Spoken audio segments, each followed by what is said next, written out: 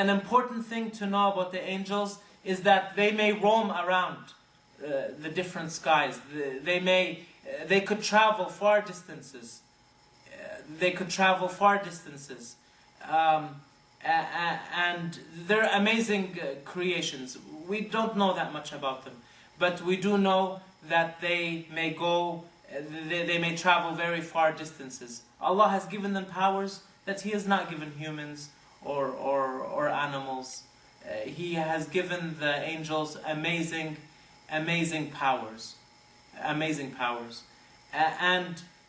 the problem that is common today, that most people, unfortunately, they compare God or Allah to the angels. And when they think of God, they think of a spirit or a light or something moving up and down somewhere, and they call that God. This is not permissible. It's against Islam to believe that.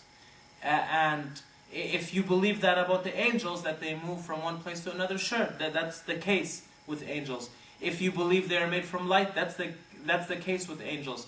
But to the sadness of these days and of what's going on, and of the books that are being published full of poison, injected with poison against Islam, and these books may have very shiny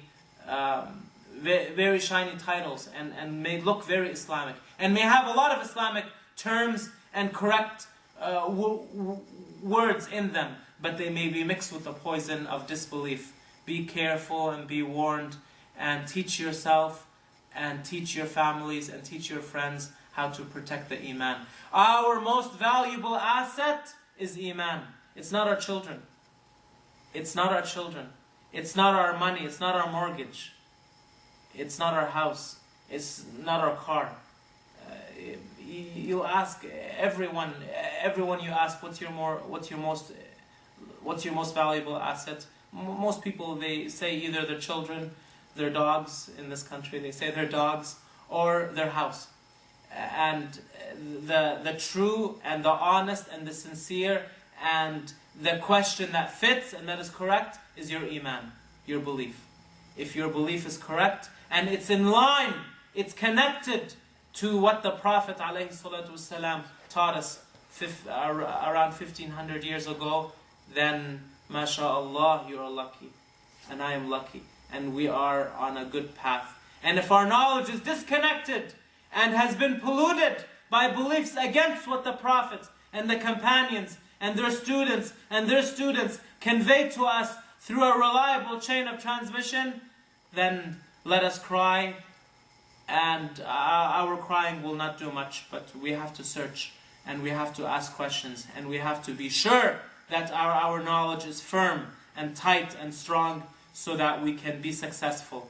Because this is what a Muslim has to be. Successful in his Iman, successful in his ikhlas, in his sincerity, and successful in his actions, to do his actions for the sake of Allah, and to perfect his actions, to do them with knowledge, not with guesswork, not to say, I'm going to do this and astaghfirullah if I'm wrong, but inshallah Allah knows my intention, Allahu Akbar, but I don't know if I'm praying, let me have a Pepsi while I'm praying. I've seen people say crazy things. I've seen people talk without knowledge, but before they talk, they give you a little lecture saying, if I'm wrong, may Allah forgive me. Well, if you're wrong, don't even talk in the first place. Don't even talk. Say, I don't know. It was narrated that some of the scholars, they said, La adri nisful ilmi. Half of the knowledge is la adri. Meaning, what does that mean? Meaning, the reality of us as humans is that we know very little. We know very little, and we are ignorant of a lot. So if you're in a situation where you're saying, I don't know, and you're being asked and bombarded with questions that you don't know the answer to, there's no fault in saying, I don't know. Actually, that's honorable. But there is a certain amount of knowledge that we have to know. And the more we know, the better. Because knowledge is also about protection and fortifying your heart, fortifying your communities against the people who are working hard. They're knocking the doors and they're telling you and me, and our children to blaspheme. And that's an easy one. When you see people knocking the doors, that's easy to point out. But when you go to work and your kids have the TV on, you don't know what they're watching. You don't know what type of words they're hearing. So be careful also with that. Keep your kids busy. Keep your kids busy with physical action. Keep your kids busy with you. Read Quran with them. Don't just tell them to read Quran. Sit down and read with them. Don't just tell them go to the mosque. Go with them. Be their best friend. They need friends. And if they get the wrong friend, Allahu Akbar. Allahu Akbar. Allahu Akbar.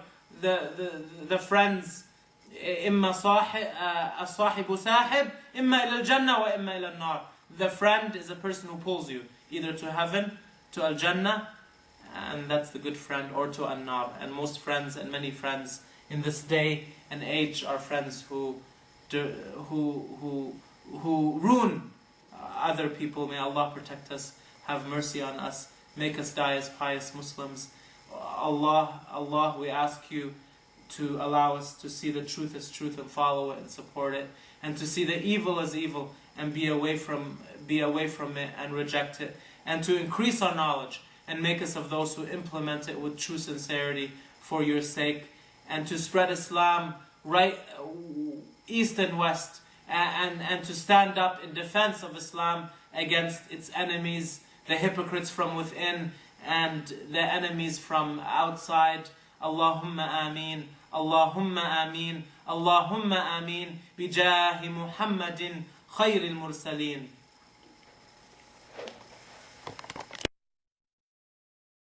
Mm-hmm.